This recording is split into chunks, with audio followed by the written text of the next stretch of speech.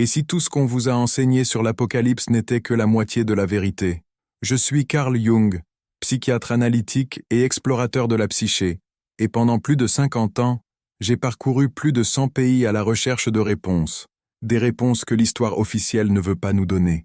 J'ai écrit 60 livres, j'ai sondé chaque recoin du mystère humain, des ovnis aux manuscrits perdus. Et croyez-moi littéralement, j'ai vu des choses qui défient la raison de tout homme. Mais rien, absolument rien, ne m'avait préparé à ce que j'ai découvert sur les dernières paroles de Jésus, sur cet avertissement que tout le monde connaît mais que personne, jamais personne n'a complètement saisi.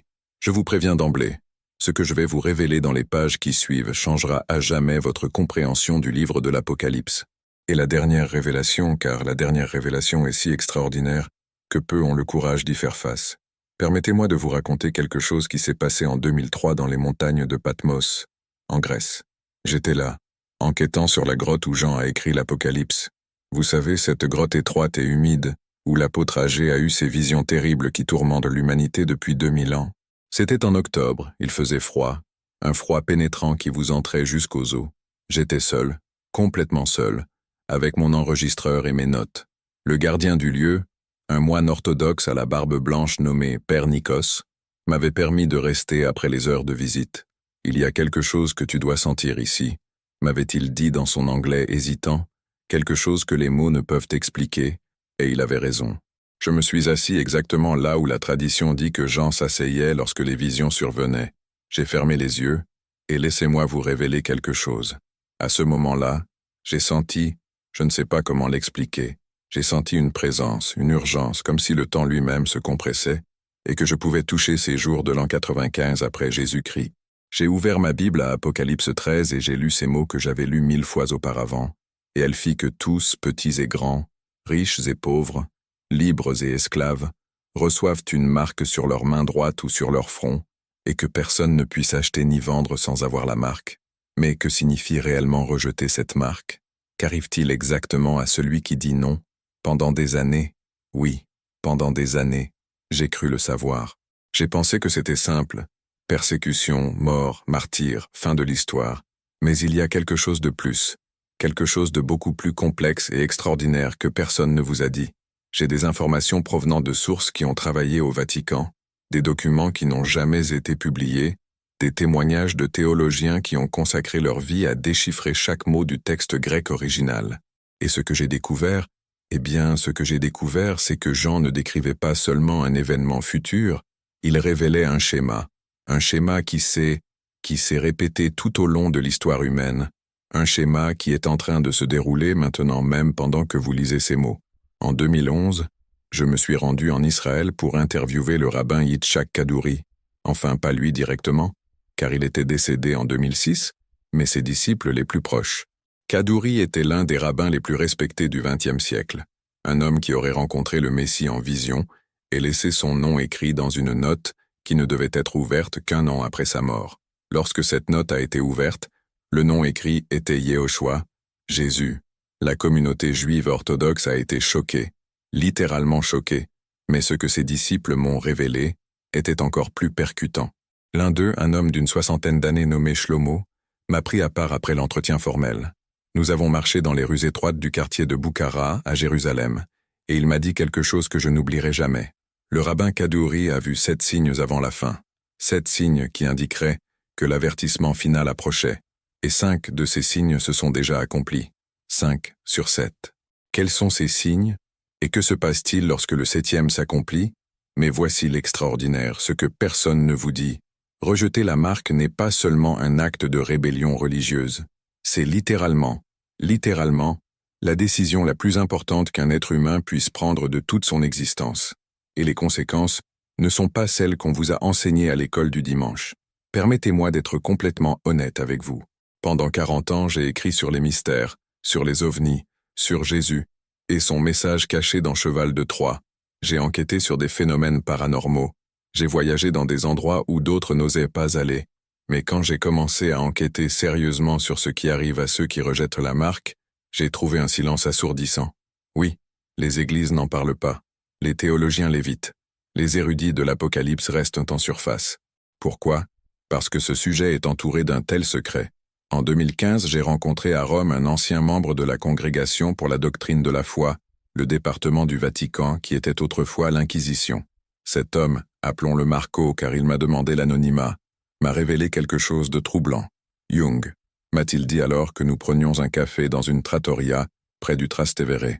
Il y a des archives qui n'ont jamais été publiées, où sont documentés des cas à travers l'histoire de personnes qui ont rejeté, oui, ce qu'ils appelaient la marque du système, et ce qui leur est arrivé n'était pas ce à quoi ils s'attendaient. Que voulez-vous dire? Ai-je demandé. Certains sont morts en martyrs, oui, mais d'autres, d'autres ont vécu quelque chose de différent, quelque chose que l'Église ne sait pas expliquer. Cette conversation m'a obsédé pendant des mois. Qu'ont-ils vécu? Qu'ont-ils vu? Et pourquoi l'Église le garde-t-elle secret? Et voici la première révélation, la première des 7 que je vais partager avec vous. Lorsque Jean a écrit sur la marque de la bête, il n'utilisait pas un langage symbolique. Il décrivait, avec les mots limités de son époque, un système de contrôle si sophistiqué que ce n'est que maintenant, au XXIe siècle, que nous pouvons commencer à le comprendre. Un système qui ne contrôle pas seulement votre économie, mais votre identité, votre liberté, votre âme même. Mais il y a autre chose, quelque chose que j'ai découvert en 2018 et qui m'a empêché de dormir pendant des semaines. Quelque chose sur ceux qui rejettent la marque que personne, absolument personne ne vous a dit. Et c'est ce que je vais vous révéler dans les prochaines pages. Êtes-vous prêt à connaître toute la vérité? Car une fois que vous la connaîtrez, vous ne pourrez plus jamais voir le monde de la même manière. Permettez-moi de vous révéler quelque chose qui s'est produit en septembre 2007 dans un petit village des Alpes suisses appelé Engelberg. J'étais là pour enquêter sur des manuscrits médiévaux qui contenaient soi-disant des prophéties sur la fin des temps. Le gardien de ces documents était un moine bénédictin de 84 ans, frère Friedrich, un homme qui avait consacré 60 ans de sa vie à étudier l'Apocalypse dans ses langues originales, le grec, l'hébreu et l'araméen. Je me souviens parfaitement de ce jour. C'était un après-midi gris, il pleuvait doucement et le monastère sentait l'encens ancien et le bois humide. Frère Friedrich m'a reçu dans sa cellule, une pièce spartiate avec un lit étroit, un bureau rempli de manuscrits et une fenêtre donnant sur les montagnes enneigées. Ses yeux bleus, oui, ses yeux bleus avaient cette clarté que seuls possèdent ceux qui ont vu au-delà du voile de l'ordinaire. Et Jung m'a-t-il dit dans un espagnol étonnamment parfait, « Vous avez parcouru le monde à la recherche de réponses. » Mais on n'a jamais répondu à la question la plus importante, n'est-ce pas? Quelle question ai-je demandé? Qu'arrive-t-il exactement, minute par minute, à celui qui rejette la marque? Il avait raison. Au cours de toutes mes années de recherche, personne ne m'avait donné une réponse détaillée, précise sur ce sujet. Seulement des généralités, juste des abstractions théologiques. Et, frère Friedrich a ouvert l'un de ses manuscrits, un document du XIe siècle écrit en latin médiéval. Ce texte, m'a-t-il expliqué, a été écrit par un moine nommé Joachim de Flore, qui a eu des visions extraordinairement détaillées sur la fin des temps. Ce qu'il a vu n'était pas agréable, mais il était nécessaire de le consigner. Permettez-moi de vous raconter ce que ce manuscrit révélait, car voici la deuxième révélation. Au moment précis où vous rejetez la marque, votre vie telle que vous la connaissez prend fin instantanément. Ce n'est pas une métaphore, c'est littéral. Jean a écrit dans Apocalypse 13. Personne ne peut acheter ni vendre sans la marque. Mais qu'est-ce que cela signifie en termes pratiques, réels, tangibles? Cela signifie littéralement, que vous êtes mis hors du système économique mondial. Vous ne pouvez pas acheter de nourriture, vous ne pouvez pas payer de loyer, vous ne pouvez pas accéder aux services médicaux, vous ne pouvez pas utiliser les transports en commun, vous ne pouvez pas travailler. Vous êtes, à toutes fins utiles, un fantôme dans votre propre société. Et voici l'insidieux, le véritablement diabolique du système. Il ne vous tue pas rapidement, il vous presse, vous serre lentement jusqu'à ce que vous vous brisiez. Mais frère Friedrich m'a dit ce jour-là à Engelberg, comment l'Apocalypse peut-elle être si spécifique si elle a été écrite il y a 2000 ans? Comment Jean pouvait-il savoir pour les systèmes économiques numériques, pour le contrôle technologique? Le moine a souri, un sourire triste, parce que Jean ne voyait pas l'avenir avec des yeux humains. Il voyait avec les yeux de l'esprit, et l'esprit transcende le temps. En 2013, j'ai eu une autre expérience qui confirmerait cela. J'étais à Pékin, en Chine, enquêtant sur le système de crédit social que le gouvernement chinois mettait en œuvre. Pour ceux qui ne le connaissent pas, c'est un système qui surveille chaque aspect de votre vie.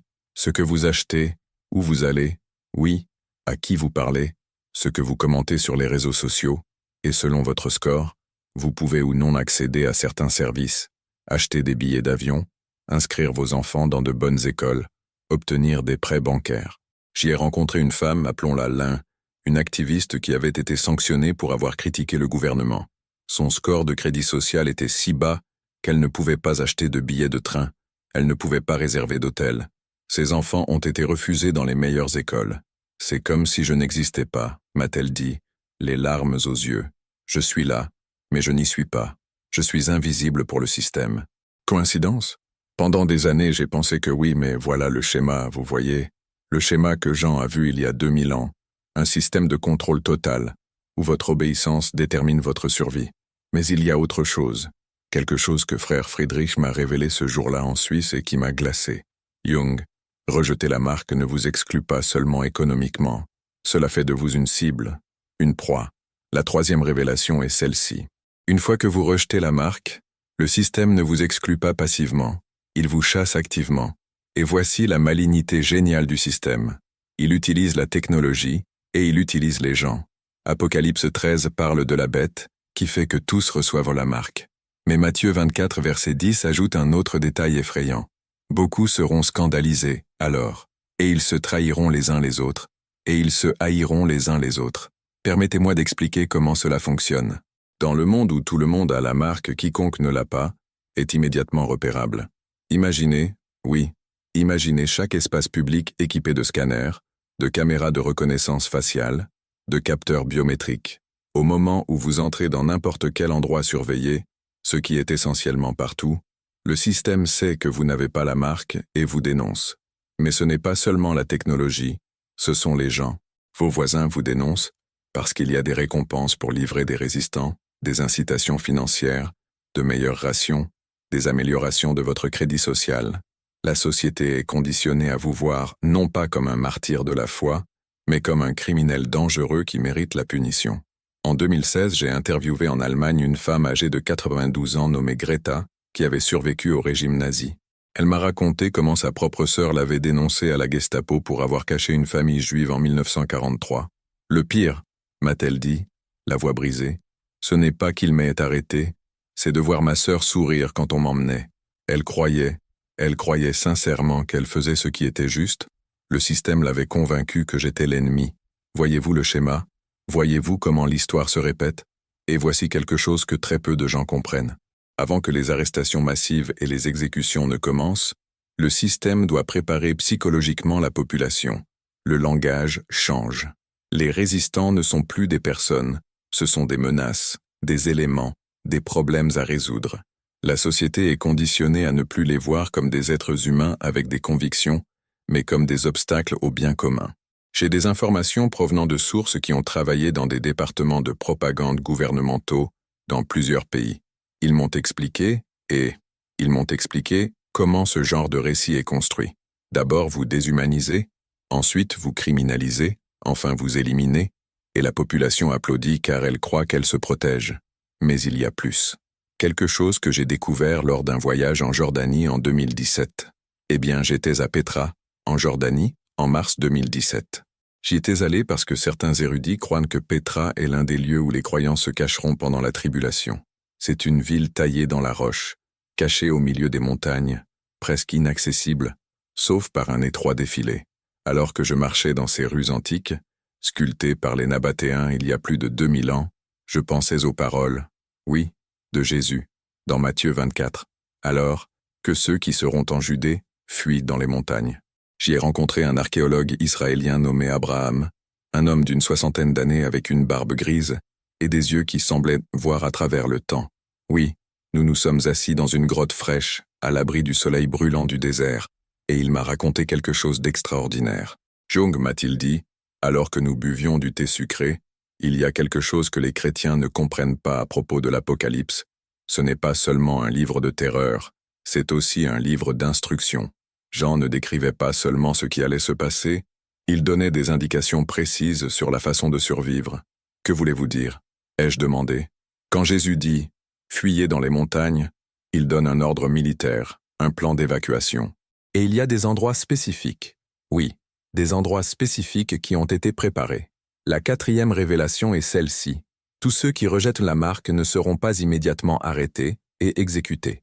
Certains s'échapperont, certains se cacheront, et certains survivront pendant des mois, peut-être des années, dans des lieux cachés. Et pour eux, la vie devient quelque chose de complètement différent. Permettez-moi de vous raconter ce que j'ai découvert sur ces lieux. En 2014, je me suis rendu dans les montagnes d'Arménie, dans un monastère du IVe siècle appelé Tatev.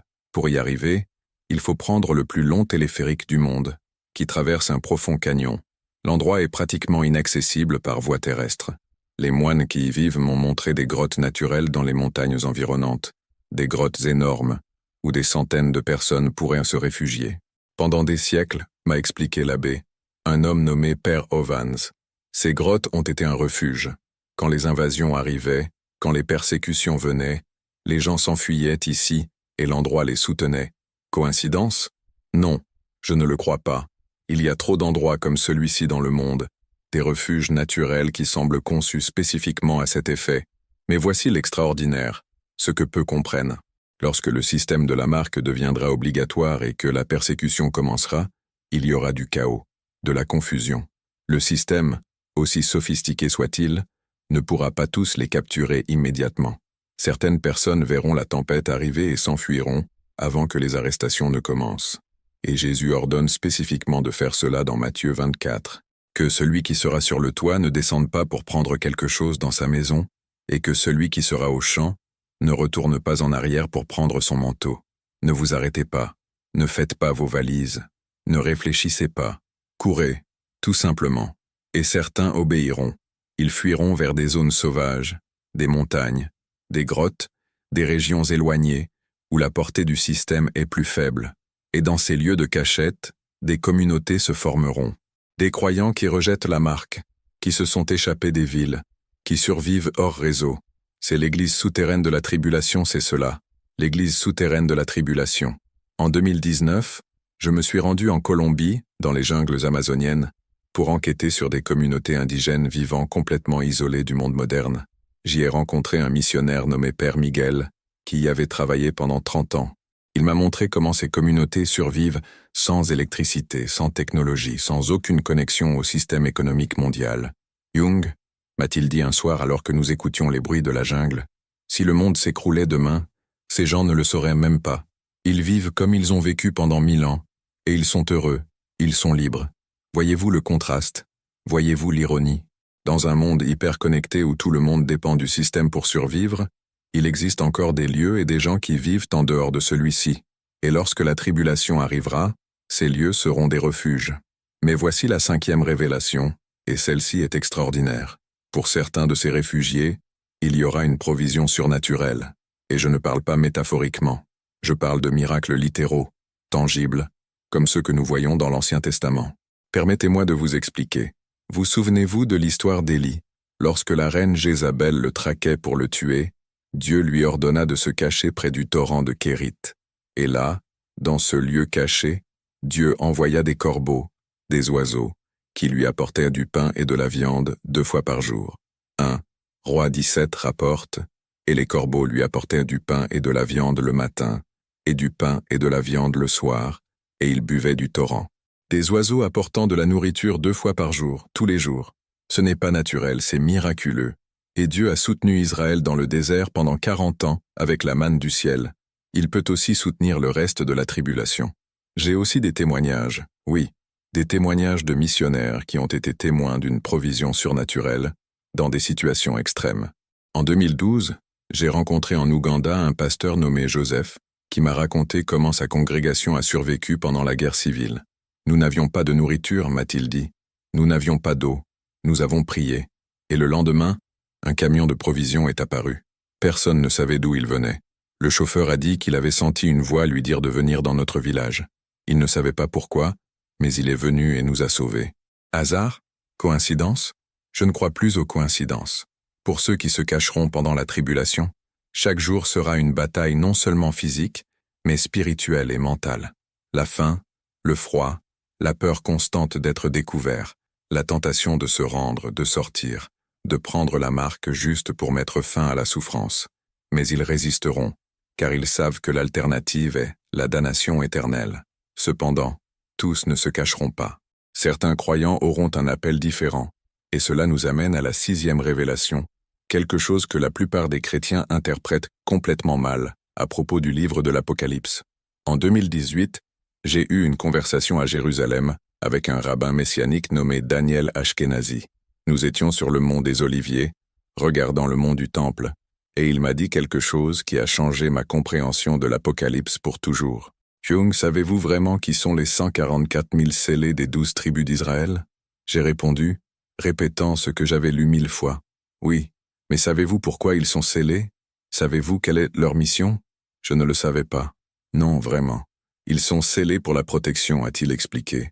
Apocalypse 7 et 9 le disent de clairement. Pendant certains jugements, les fléaux, les sauterelles, les tourments démoniaques ne peuvent pas toucher les scellés. Ils sont intouchables jusqu'à ce que leur travail soit terminé. Permettez-moi de vous révéler ceci car c'est crucial. Pendant la tribulation, il y aura un groupe spécifique de croyants qui ne se cachera pas, qui ne fuira pas, car ils auront une protection surnaturelle. Les 144 000 juifs scellés, 12 000 de chacune des 12 tribus d'Israël, marqués sur leur front du nom de Dieu, et leur mission est de prêcher, de proclamer, de prophétiser. Ce sont des évangélistes surnaturels qui parcourront le monde pendant la tribulation, à l'abri des tentatives de l'Antichrist de les tuer, jusqu'à ce que Dieu dise que leur travail est terminé. Ils sont comme les 2 témoins d'Apocalypse 11. Apocalypse 11 a ajouté le rabbin Daniel, intouchable, invincible, jusqu'à ce que leur témoignage soit complet. Et voici l'extraordinaire, les 2 témoins. Apocalypse 11 décrit quelque chose qui, pendant des siècles, a semblé impossible, fantastique, mais qui maintenant, avec ce que nous savons sur la génétique, la technologie, la physique quantique, commence à prendre sens d'une manière que nous n'avions jamais imaginée. Laissez-moi vous raconter un voyage que j'ai fait en 2010 à Jérusalem. Ce n'était pas mon premier voyage là-bas, croyez-moi. J'ai été dans cette ville probablement 50 fois dans ma vie. Mais ce voyage, oui, était différent. J'avais contacté un physicien israélien, un homme brillant nommé Dr Eliezer Steinberg, qui travaillait à l'Institut Weizmann des sciences. Il avait développé une théorie fascinante sur les miracles bibliques du point de vue de la physique quantique. Nous nous sommes rencontrés dans un café du quartier allemand de Jérusalem, un endroit calme, avec des arbres et des oiseaux qui chantaient. Je me souviens que c'était un matin de mai, le soleil brillait, et le docteur Steinberg portait une kippa bleue et des lunettes épaisses qui faisaient paraître ses yeux énormes. Jung, m'a-t-il dit en remuant le sucre dans son café turc, la science moderne découvre que l'univers est beaucoup plus étrange que nous le pensions. La physique quantique nous montre que la réalité n'est pas fixe, que l'observateur affecte l'observé, que des particules peuvent être à 2 endroits à la fois, que l'information peut voyager instantanément à travers des distances infinies. Et qu'est-ce que cela a à voir avec les 2 témoins? Ai-je demandé. Tout, a-t-il répondu.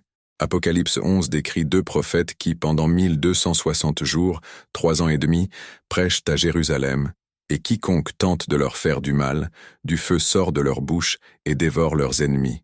Ils ont le pouvoir de fermer le ciel pour qu'il ne pleuve pas. Ils ont le pouvoir de changer l'eau en sang et de frapper la terre de toutes sortes de fléaux, autant de fois qu'ils le veulent. Cela semble impossible, ai-je commenté. Cela semble impossible avec notre physique actuelle, m'a-t-il corrigé. Mais si ces hommes pouvaient manipuler la réalité au niveau quantique, s'ils pouvaient accéder à des dimensions que nous ne percevons pas, alors tout ce que j'en décris serait non seulement possible mais logique.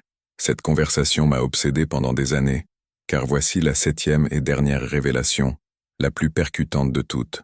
Pendant la tribulation, certains croyants expérimenteront des pouvoirs surnaturels, non pas parce qu'ils sont spéciaux, mais parce que Dieu a une mission spécifique pour eux. Les 2 témoins prophétiseront à Jérusalem, intouchables, pendant exactement 1260 jours. L'Antichrist tentera de les tuer, mais il ne pourra pas. Le faux prophète tentera, il échouera. Les armées attaqueront et échoueront jusqu'au temps désigné. Permettez-moi de vous lire exactement ce que dit Apocalypse 11, 5 à 6. Si quelqu'un veut leur faire du mal, du feu sort de leur bouche et dévore leurs ennemis. Et si quelqu'un veut leur faire du mal, il faut qu'ils soient ainsi tués. Ceux-là ont le pouvoir de fermer le ciel, afin qu'il ne tombe pas de pluie pendant les jours de leur prophétie, et ils ont le pouvoir sur les eaux de les changer en sang, et de frapper la terre de toutes sortes de plaies, autant de fois qu'ils le voudront. Autant de fois qu'ils le voudront. Relisez. Autant de fois qu'ils le voudront. Pouvoir illimité d'appeler des fléaux, d'arrêter la pluie, de changer l'eau en sang, pendant 1260 jours complets.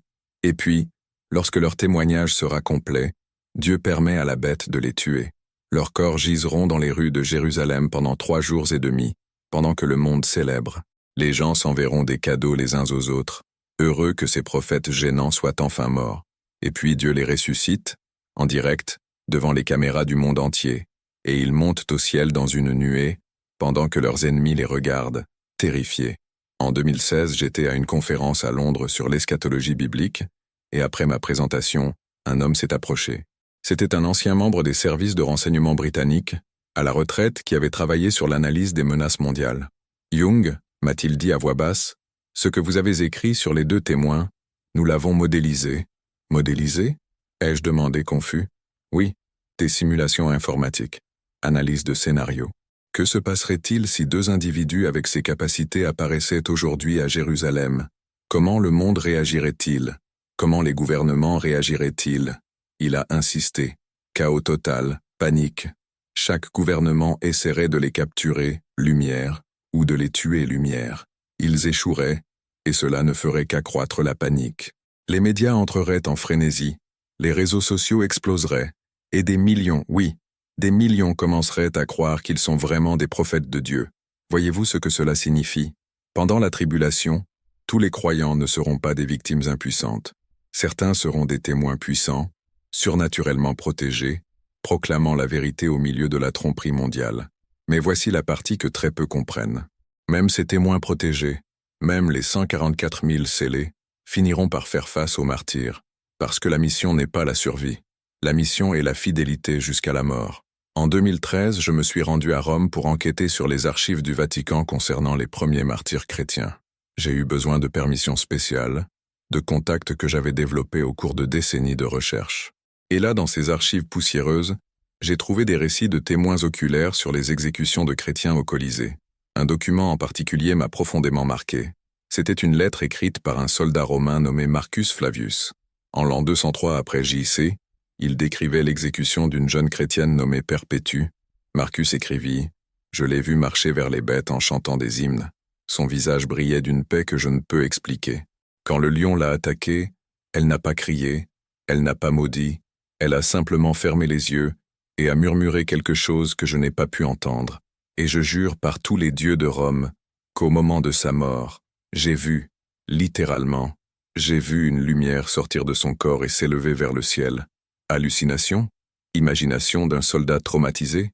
Peut-être, mais il y a des centaines de récits similaires, des centaines. Et cela nous amène au moment le plus difficile de ce récit, la partie la plus dure à affronter. Ce qui arrive réellement à la majorité de ceux qui rejettent la marque. Ils sont exécutés. Et la méthode, eh bien, la méthode est spécifique. Apocalypse 20:4 le rend brutalement clair. Et je vis les âmes de ceux qui avaient été décapités à cause du témoignage de Jésus et à cause de la parole de Dieu, ceux qui n'avaient pas adoré la bête ni son image, et qui n'avaient pas reçu la marque sur leur front ou sur leurs mains. Ah, décapités, pas juste tués, décapités spécifiquement. Jean a vu cette méthode il y a 2000 ans, une méthode qui était courante chez les Romains à l'époque, mais qui avait presque disparu du monde moderne, jusqu'à maintenant, jusqu'à ce que des groupes terroristes modernes recommencent à l'utiliser, la filmant et la diffusant comme propagande. Hasard? Vous connaissez déjà ma réponse. La décapitation est viscérale. Elle est conçue pour humilier, terroriser, créer un spectacle. Et pendant la tribulation, ces exécutions ne seront pas cachées. Elles seront diffusées, exposées, utilisées comme propagande. Apocalypse 13:15 dit « Quiconque ne l'adorerait pas doit être tué ». Ce n'est pas une persécution à petite échelle. C'est l'extermination systématique de quiconque refuse de se conformer. Mais ici, est ce que le bourreau ne comprend pas, ce que les foules qui regardent ne voient pas. Pour le croyant martyrisé, le moment où l'épée tombe est le moment de la victoire définitive. 2 Corinthiens 5:8 explique « Nous sommes pleins de confiance et nous aimons mieux quitter ce corps et demeurer auprès du Seigneur. Quitter le corps, demeurer auprès du Seigneur. Il n'y a pas de sommeil de l'âme. Il n'y a pas de période d'attente. Il n'y a pas de purgatoire. À l'instant où vous mourrez, si vous êtes croyant, vous êtes en présence de Jésus, sans plus de douleur, sans plus de souffrance, sans plus de persécution. Joie immédiate, parfaite, éternelle. Le bourreau pense qu'il met fin à votre vie, mais en réalité, il ouvre la porte du paradis. Maintenant, laissez-moi relier tous les points, toutes les révélations que j'ai partagées avec vous au fil de ces pages. Car ici, oui, ici, tout prend sens d'une manière qui transformera complètement votre compréhension, non seulement de l'Apocalypse, mais de la vie elle-même. Permettez-moi de vous ramener au point de départ, cette grotte de Patmos où Jean a eu les visions.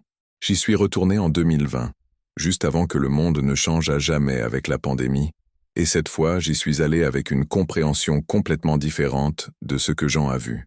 Le père Nikos, le même moine qui m'a reçu en 2003, était toujours là. Il avait maintenant 90 ans, mais ses yeux gardaient cette clarté perçante.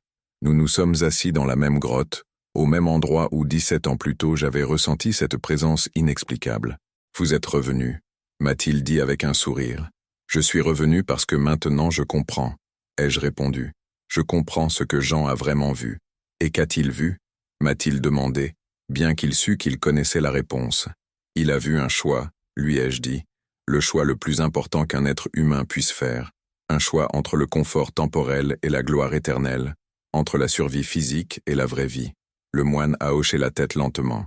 Continuez. « Quand vous rejetez la marque, ai-je continué, vous perdez tout dans ce monde, votre économie, votre liberté, probablement votre vie, mais vous gagnez quelque chose d'infiniment plus précieux. Vous gagnez votre âme, vous gagnez l'éternité, vous gagnez le droit de régner avec le Christ pendant 1000 ans et ensuite pour toujours. Et voici la révélation finale, la plus transformatrice de toutes. La récompense pour avoir rejeté la marque est si extraordinaire, si incroyablement glorieuse, qu'elle rend la souffrance temporelle absolument insignifiante. Apocalypse 24-6 décrit « Et je vis des trônes, et ceux qui s'y assirent reçurent le pouvoir de juger. Et je vis les âmes de ceux qui avaient été décapités à cause du témoignage de Jésus et à cause de la parole de Dieu, ceux qui n'avaient pas adoré la bête ni son image, et qui n'avaient pas reçu la marque sur leur front ou sur leurs mains. Et ils vécurent et régnèrent avec Christ pendant 1000 ans. Heureux et saint celui qui a part à la première résurrection. Sur eux, la seconde mort n'a point de pouvoir, mais ils seront prêtres de Dieu et de Christ, et ils régneront avec lui 1000 ans. Laissez-moi décomposer cela pour vous, car c'est extraordinaire. Les martyrs de la tribulation ne vont pas seulement au ciel, ils règnent, ils s'assoient sur des trônes, ils reçoivent l'autorité, ils gouvernent avec le Christ pendant le règne millénaire. Pendant 1000 ans complets, ils auront des positions d'autorité et d'honneur dans le royaume terrestre du Christ, et, après le millénium, ils continuent de régner dans l'état éternel, le nouveau ciel et la nouvelle terre, pour toujours. Perdre 70 ans, au maximum sur terre, gagner des années infinies en régnant dans la gloire. En 2017, j'ai eu une conversation avec un mathématicien à Oxford, en Angleterre, un homme brillant nommé Dr. Thomas Whitefield, qui avait développé une théorie sur l'infini. Jung m'a-t-il dit, alors que nous marchions dans les jardins de Christ Church College, l'esprit humain ne peut pas vraiment saisir l'infini. Quel que soit le nombre que vous imaginiez, aussi grand soit-il, il est zéro comparé à l'infini. 1 million d'années de souffrance comparées à l'éternité de gloire est mathématiquement zéro, littéralement zéro. Comprenez-vous ce que cela signifie? Paul l'a exprimé parfaitement dans Romains 8-18. J'estime que les souffrances du temps présent ne sauraient être comparées à la gloire à venir, qui doit être révélée en nous. Elles ne sauraient être comparées. Elles ne sont pas dans la même catégorie. L'échelle est si différente que la comparaison n'a aucun sens. C'est comme comparer une goutte d'eau à l'océan, un grain de sable à la plage, une seconde à l'éternité. Mais il y a une dimension de plus dont nous devons parler. Votre rejet de la marque n'est pas seulement votre propre salut, c'est un témoignage. Lorsque vous rejetez, lorsque vous endurez la torture au lieu d'adorer la bête, lorsque vous allez à l'épée du bourreau au lieu de renier le Christ, les gens regardent. Apocalypse 12-11 explique. Ils l'ont vaincu à cause du sang de l'agneau et à cause de la parole de leur témoignage, et ils n'ont pas aimé leur vie jusqu'à la mort. Ils l'ont vaincu par le sang de l'agneau et par la parole de leur témoignage.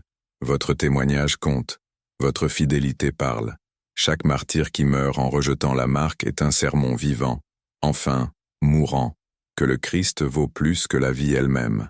Et ce témoignage en amènera d'autres à rejeter, à tenir ferme, à choisir l'éternité plutôt que la survie temporelle. Votre mort n'est pas vaine. C'est une arme contre le système de la bête. Permettez-moi de vous raconter une dernière histoire. En 2019, j'ai rencontré en Turquie un vieil homme de 102 ans appelé Agobi. Il avait survécu au génocide arménien de 1915. Il m'a raconté comment, à l'âge de 7 ans, il a vu son père être exécuté pour avoir refusé de se convertir à l'islam. « Que vous souvenez-vous de ce moment ?» ai-je demandé avec délicatesse. « Je me souviens de ses yeux » m'a-t-il dit, des larmes coulant sur ses joues ridées. Ses yeux, pendant qu'il l'emmenait, il n'y avait pas de peur en eux. Il y avait la paix. Il y avait, oui, il y avait autre chose. Quelque chose que je n'ai pas pu comprendre avant des années, quand je suis devenu chrétien. Qu'est-ce que c'était ? Ai-je demandé. C'était la joie de savoir qu'en quelques secondes, il serait avec Jésus. Et cette joie, eh bien cette joie m'a sauvé. Parce que si mon père pouvait mourir avec cette paix, avec cette joie, alors son Dieu devait être réel. Et j'ai décidé qu'un jour je connaîtrais ce Dieu. Vous voyez le pouvoir du témoignage? Maintenant, laissez-moi vous dire autre chose. Peut-être que vous pensez, cela semble impossible. Je ne pourrai jamais supporter ce genre de souffrance. Je ne pourrai jamais faire face à l'exécution avec foi. Et vous avez raison. Par vous-même, vous ne pourriez pas. Aucun de nous ne pourrait. Mais voici la promesse de Jésus dans Matthieu 10, 19 et 20. Quand ils vous livreront, ne vous inquiétez ni de la manière dont vous parlerez, ni de ce que vous direz. Car ce que vous aurez à dire vous sera donné à l'heure même. Car ce n'est pas vous qui parlez, mais l'Esprit de votre Père qui parle en vous. À cette heure-là, cela vous sera donné. Vous n'avez pas besoin de la force maintenant. Vous la recevrez quand vous en aurez besoin. Pendant les 300 premières années du christianisme, être chrétien signifiait risquer sa vie. L'Empire romain considérait le christianisme comme une menace, une secte, une superstition dangereuse, et il a persécuté. Et pourtant le christianisme a grandi. Et le père de l'Église Tertullien a dit la célèbre phrase « Le sang des martyrs est la semence de l'Église ». Parce que lorsque les gens voyaient des chrétiens faire face à la mort avec joie, avec paix, avec une foi inébranlable, cela les convainquait. Que savent ces gens pour être prêts à mourir? Quelle espérance ont-ils qui fait que la souffrance ne signifie rien? Et de nombreux païens qui allaient voir les chrétiens mourir finissaient par se convertir eux-mêmes. Laissez-moi vous parler de Polycarpe. Je vous ai raconté son histoire au début, mais maintenant, vous comprendrez sa pleine signification. Il avait 86 ans lorsqu'il a été arrêté. On lui a proposé un marché. Renie le Christ et vice. Sa réponse, il y a 86 ans que je le sers, et il ne m'a fait aucun mal. Comment puis-je blasphémer mon roi qui m'a sauvé? Ils l'ont brûlé sur le bûcher et les témoins ont rapporté que Polycarpe chantait des hymnes pendant que les flammes le consumaient. Ça, mes amis, c'est la victoire. Alors laissez-moi résumer tout ce que nous avons découvert. Lorsque vous rejetez la marque, votre vie telle que vous la connaissez prend fin instantanément. Vous êtes hors du système économique. Vous êtes activement chassé par la technologie et par les gens. Vous êtes arrêté. Ils essaient de briser votre volonté et finalement, pour la majorité, vient l'exécution par décapitation, mais aussi la fuite pour certains. Il y a des cachettes dans les montagnes. Il y a une provision surnaturelle. Il y a une protection divine pour les 144 000 et pour les 2 témoins. Il y a un témoignage puissant qui convertit les âmes, même au milieu de la persécution. Et, à la fin, il y a une récompense si glorieuse, si incroyablement magnifique, qu'elle rend toute la souffrance infiniment digne d'être endurée, régner avec le Christ pour toujours. Et que se passe-t-il si vous prenez la marque? Apocalypse 14, 9 à 11 est clair. Condamnation éternelle. Pas d'échappatoire. Pas de pardon. Tourment permanent. Le choix ne pourrait pas être plus clair. 70 ans de confort suivis de tourment éternel, ou 70 ans de souffrance suivis de gloire éternelle. Lequel choisirez-vous? Parce que ce choix, oui, ce choix approche. Les signes sont là. Les systèmes se mettent en place. Le schéma que Jean a vu il y a 2000 ans se manifeste sous nos yeux. Et lorsque ce jour arrivera, lorsque vous ferez face à ce choix, souvenez-vous des paroles de Jésus dans Matthieu 16, 26. À quoi sert-il à un homme de gagner le monde entier s'il perd son âme? Ceci est l'avertissement final de Jésus, et maintenant vous le connaissez.